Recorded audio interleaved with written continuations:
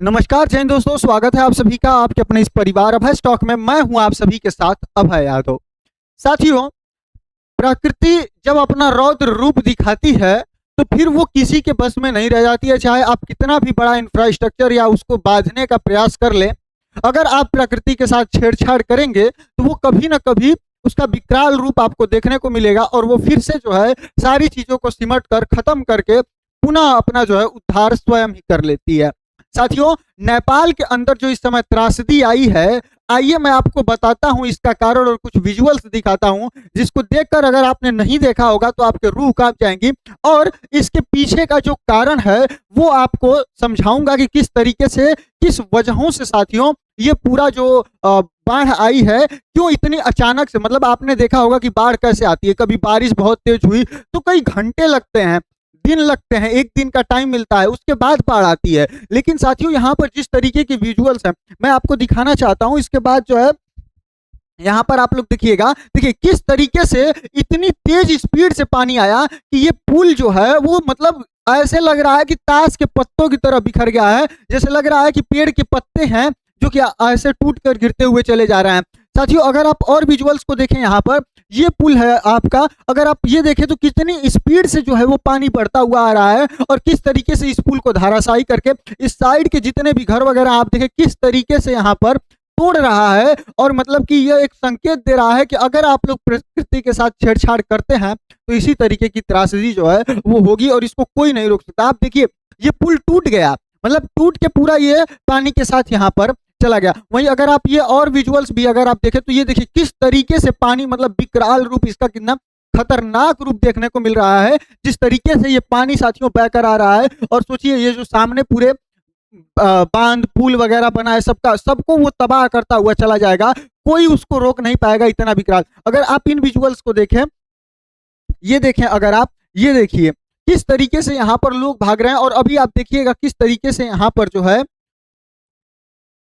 किस तरीके से यहाँ पर साथियों ये पूरा मतलब एकदम तबाही का मंजर आपको देखने को मिलेगा। ये जितना आपको दिखाई दे रहे हैं बसेस, गाड़ियां, लोग, सब के सब इसी पानी के साथ साथियों बह जाएंगे। यहाँ पर आप देखिएगा ये विजुअल्स, मतलब इसको देखकर रूह कांप जा रही है, इतना खतरनाक साथियों। ये देखिए मतलब पानी कितनी स्पीड में आया है और ये किस तरीके से मतलब पूरा बहा ले गया। सोचिए ये इतने भारी भारी बसेस किस तरीके से एक झटके में साफ हो जा रहे हैं। इससे इसको देखकर आप समझ सकते हैं कि स्थिति वहां पर क्या होगी, कितने लोगों के साथ क्या होगा। ये विजुअल्स देखिए आप किस तरीके से, मतलब समझ नहीं आ रहा है कि ये दिख क्या रहा है। कितनी छोटी छोटी ये गाड़ियां इन पानी के सामने साथियों दिखाई दे रही हैं और कितना रौद्र रूप से साथियों ये बाढ़ यहाँ पर आई है। और ये मात्र नेपाल में ही नहीं, ये बाढ़ अपने भारत में भी आएगी। और भारत के साथ जो सबसे प्रभावित होने वाले क्षेत्र होंगे वो सबसे पहले तो हमारा बिहार होगा और दूसरा उत्तर प्रदेश होगा। आइए आपको चीजें यहाँ पर डिटेल में समझाते हैं कि किस तरीके से ये पूरा हुआ है, क्यों इतनी तबाही जो है वो आई है। ये हिमखंड ग्लेशियर का धंसने की तबाही क्या है, वैज्ञानिकों ने क्या बताया है, क्लाइमेट चेंज का इससे क्या जुड़ाव है, सारी चीजें यहाँ पर डिटेल में आपको समझाते हैं। उससे पहले आप सभी लोगों से मात्र एक छोटी सी गुजारिश है, अगर चैनल पर आप नए हैं तो कृपया करके सब्सक्राइब कर लीजिए, क्योंकि इससे आपको नोटिफिकेशन मिल जाएगा और हमको मोटिवेशन मिल जाएगा।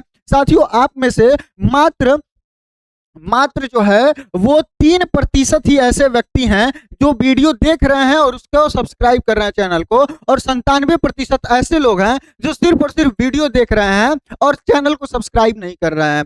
तो जब आप वीडियो देख रहे हैं, आपको पसंद आ रहा है, तो कृपया करके सब्सक्राइब करिए।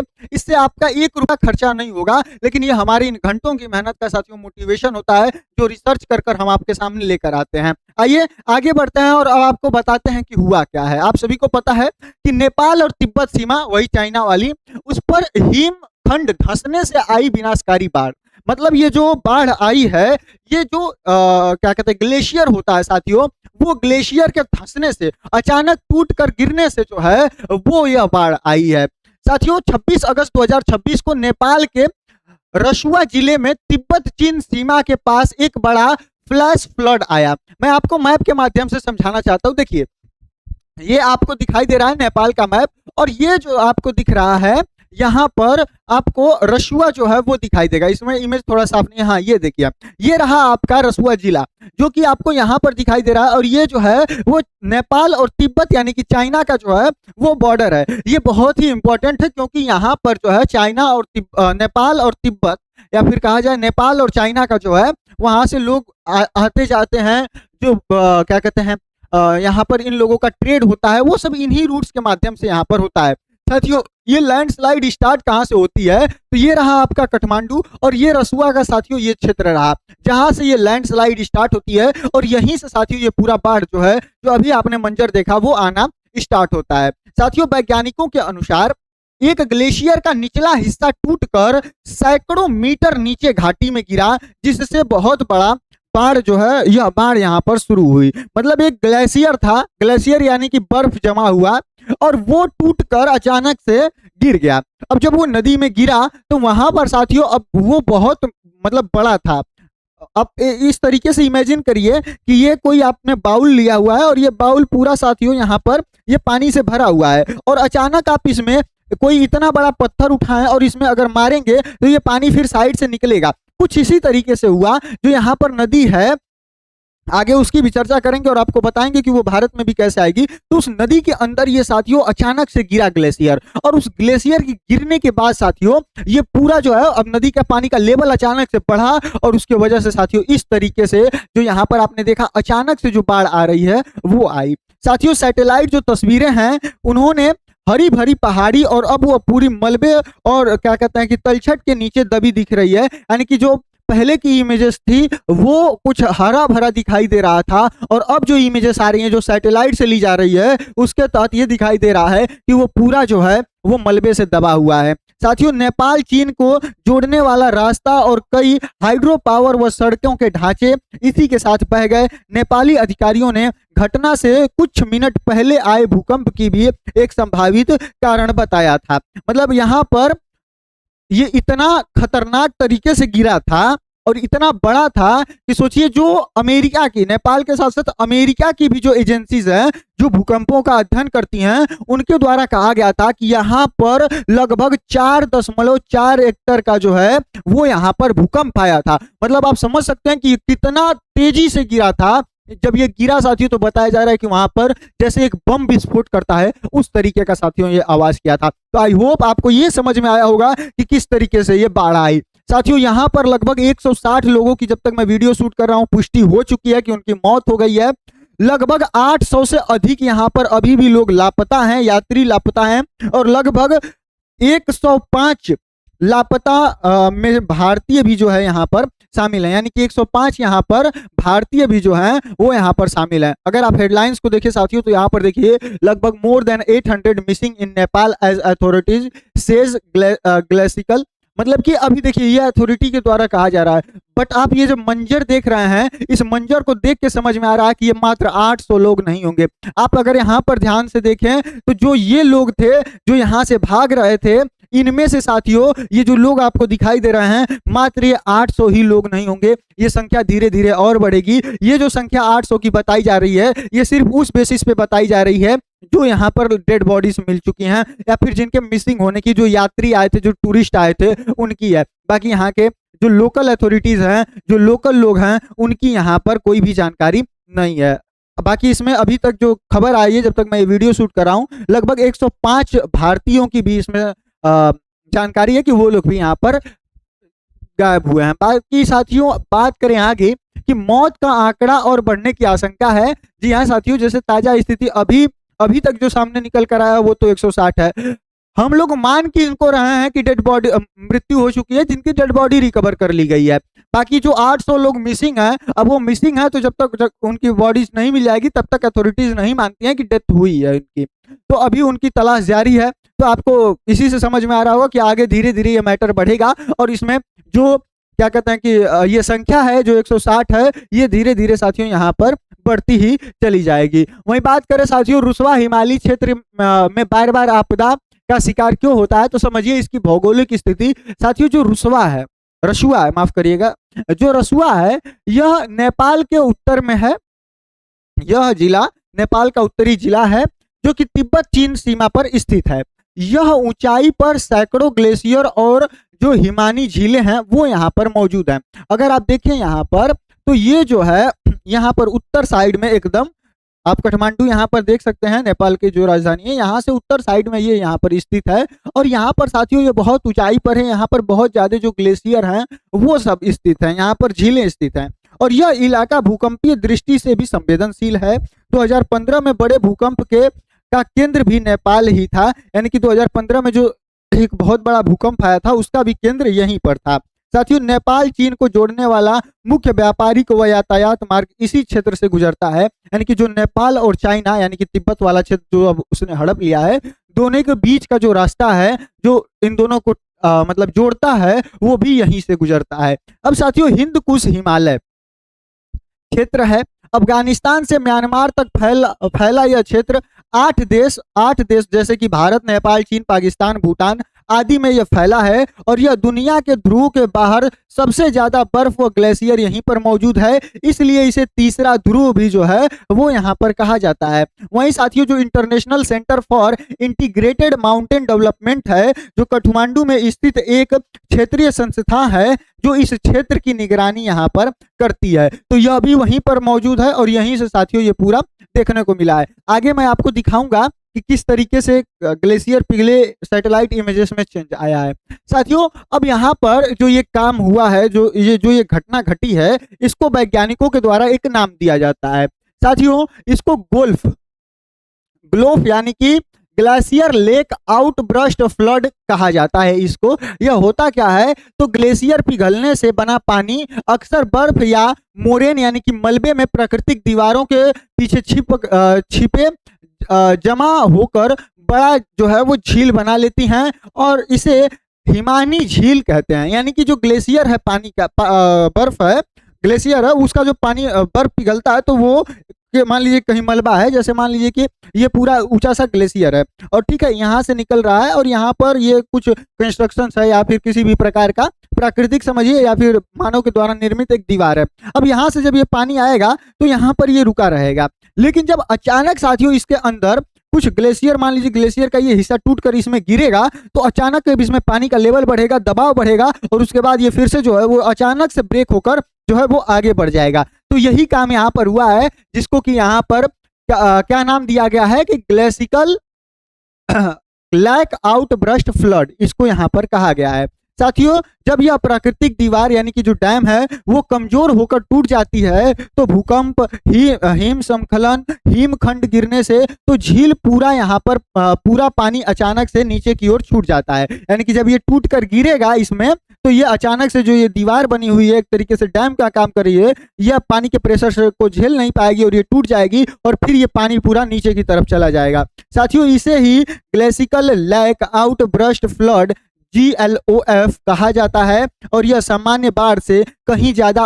अचानक आने वाला और विनाशकारी यहाँ पर होता है। मतलब आप जनरली कभी बाढ़ को देखेंगे तो वो इस तरीके से अचानक से नहीं आती है, 2 दिन 3 दिन लगातार बारिश हुई तो फिर बाढ़ आती है और वो व्यक्ति को समय देती है कि आप वहां से विस्थापित हो सके। साथियों इस बार का ट्रिगर थोड़ा अलग था, सीधे झील फटने की बजाय ग्लेशियर का एक हिस्सा जो है वो टूटकर गिरने से मलबा व बर्फ घाटी में जो है वो जा गिरे। यानी कि पहले क्या होता था, यहाँ पर बर्फ पिघल रही है, बर्फ पिघल कर साथियों यहाँ से नीचे आ रही है और थोड़ा बहुत टूट के आया। इस बारी क्या हुआ, ये पूरा का पूरा ग्लेशियर ही टूट के जो है वो इस झील में आ गया, जिसकी वजह से ये पूरा जो डैम बना था ये टूट गया और ये पानी पूरा साथियों नीचे चला आया। साथियों सुपर ग्लेशिकल लेक यानी कि ग्लेशियर की ऊपरी सतह पर बनने वाली छोटी झीलें जो आपस में जुड़कर बड़ी झील बनाती हैं उनको यहाँ पर सुपर ग्लेशिकल लेक कहा जाता है। 2025 में रुस्वागढ़ी फ्लड में भी ऐसी ही एक सतही झील के फटना कारण यहाँ पर माना गया था। ठीक है,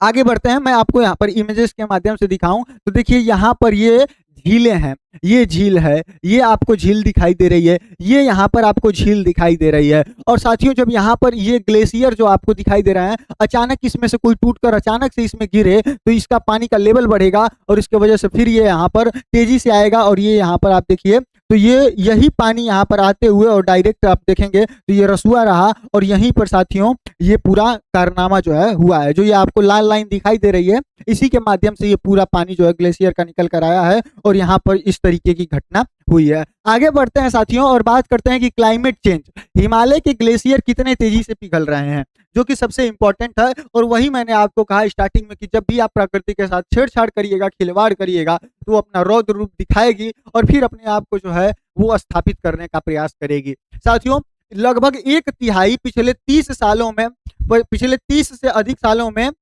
नेपाल का ग्लेशियर की बर्फ जो है वो गायब हो गई है। यानी कि पिछले 30 सालों में नेपाल के ग्लेशियर की एक तिहाई जो बर्फ है वो पूरी गायब हो चुकी है।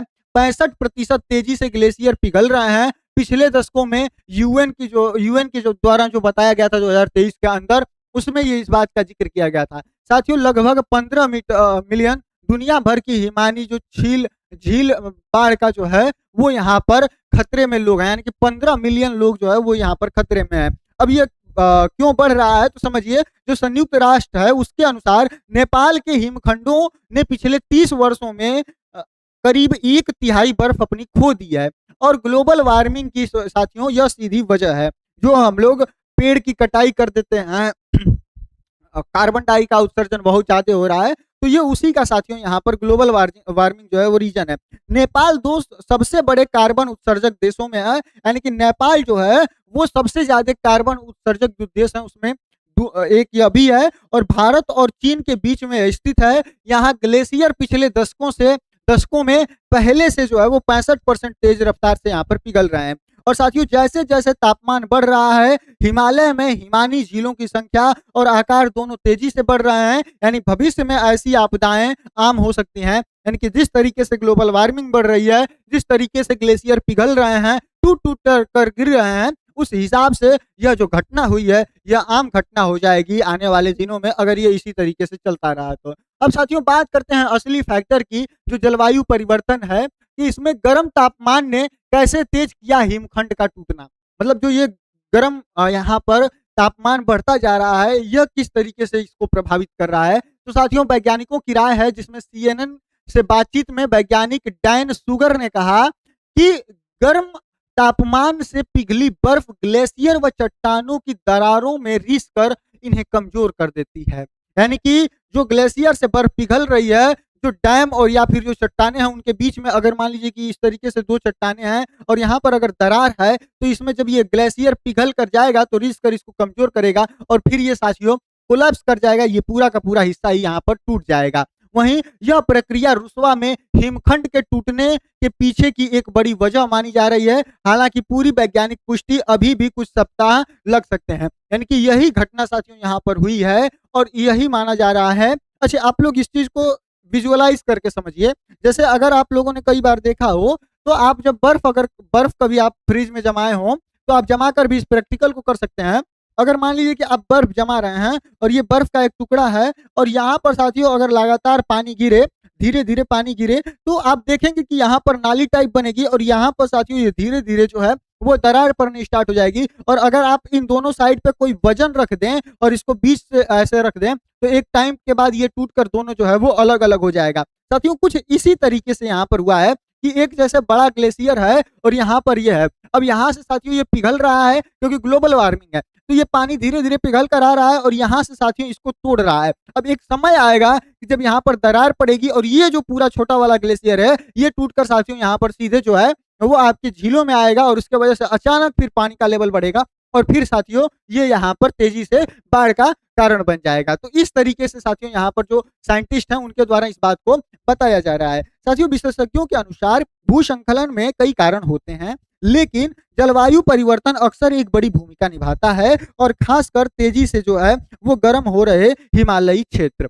वहीं साथियों बात करें इसका डबल असर की, कि एक तो मतलब ग्लोबल वार्मिंग है, दूसरा पिघलती बर्फ से ग्लेशियर व चट्टानें कमजोर होकर टूटती हैं, दूसरा क्लाइमेट चेंज के से मानसून की बारिश भी अधिक तीव्र है होती जा रही है, जो बाढ़ की और भयंकर जो है इसको यहाँ पर बना देती है। वही दोनों कारण मिलाकर हिमालयी क्षेत्र के आपदाओं के प्रति अधिक संवेदनशील जो है वो यहाँ पर बना रहे हैं। तो आई होप आपको ये समझ में आ रहा होगा कि इसके पीछे भी कहीं ना कहीं मानव ही जिम्मेदार है। वहीं बात करें नेपाल में हाल की ऐसी घटनाओं की, तो देखिए बार बार यह दोहराता पैटर्न, जैसे जुलाई 2025 के अंदर इसी रुसवा जिले में लेनहेड स्ट्रीम की सतह हिमानी झील, जो कि यहाँ पर सुपर ग्लेसिकल झील बनी थी, जो कि मैंने आपको बताया था क्या होती है, छोटी छोटी झीलें जब आपस में जुड़ जाती हैं तो उसको सुपर ग्लेसिकल झील कहा जाता है, लेक कहा जाता है। इनके फटने से बाढ़ आई थी और नेपाल चीन को जोड़ने वाला जो यहाँ पर मैत्री पुल बना था, वो बह गया था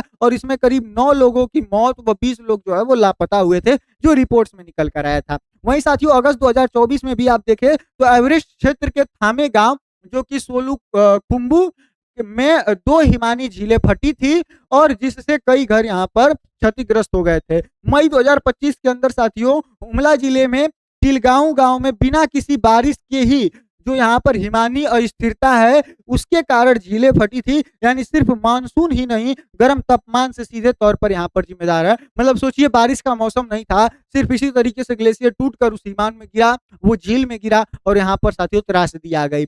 साथियों विशेषज्ञ मानते हैं कि हिंदकुश हिमालय क्षेत्र में ऐसी घटनाएं अभूतपूर्व रफ्तार से बढ़ रही हैं, यानी कि जो वैज्ञानिक है उनका यह कहना है कि जो हिंदकुश वाला क्षेत्र है हिमालय का, वहां पर ये लगातार बढ़ रही है और मतलब कल्पना से परे ये जो है घटनाएं यहाँ पर बढ़ रही है। अब साथियों बात करें कि भारत में भी दिख चुका है यही खतरा। साथियों सिक्किम में अक्टूबर 2023 के अंदर उत्तरी सिक्किम के साउथ लियोनोक झील के अंदर बादल फटने व हिम स्खलन के बाद फट गई, जिससे तीस्ता नदी में भीषण बाढ़ आई थी। वहीं दर्जनों पुल और सड़कें जो बह गई थी। उस समय लगभग 40 से अधिक मौतें और 150 से अधिक लापता लोग यहाँ पर लापता हो गए थे और यह एक चर्चित यूपीएससी और पीसीएस में प्रासंगिक घटना भी है। इसको जो है आपके एग्जाम पॉइंट व्यू से भी जो है एग्जाम के पॉइंट ऑफ व्यू से भी पूछता है। वहीं साथियों उत्तराखंड में भी अगर आप देखें तो 2021 व 25 के अंदर फरवरी 2021 में चमोली उत्तराखंड में हिमखंड टूटने से जो यहाँ पर ऋषि गंगा नदी में भीषण यहाँ पर बाढ़ आई थी, जिससे कई जो जल विद्युत परियोजनाएं हैं वो तबाह हो गई थी। अगस्त 2025 के अंदर साथियों धराली जो उत्तर काशी है उसमें यहाँ पर बादल फटने की और जो हिमानी झील है उसके फटने की घटना आशंका के बीच में भीषण बाढ़ यहाँ पर आई थी।